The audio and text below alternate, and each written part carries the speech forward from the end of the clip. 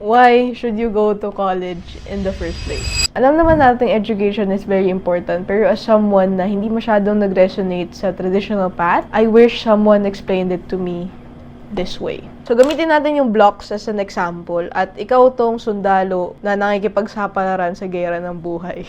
The usual perspective is, of course, you use college as a stepping stone. So, you get into college and you use that as a stepping stone to find jobs, bigger opportunities, and to climb the ladder. Here's another way to look at it. So, you use college not just a stepping stone na kailangan mong pagdaanan. It's a whole experience that adds a level to your life as a whole.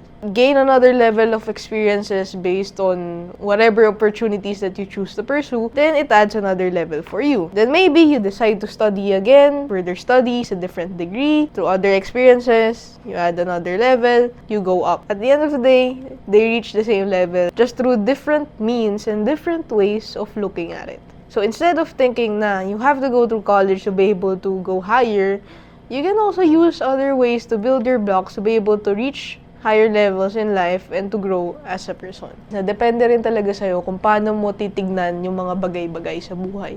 And for me to be able to expand my perspective, I continuously have to pursue growth and education, whether those are from traditional or untraditional sources of knowledge. So yun lang.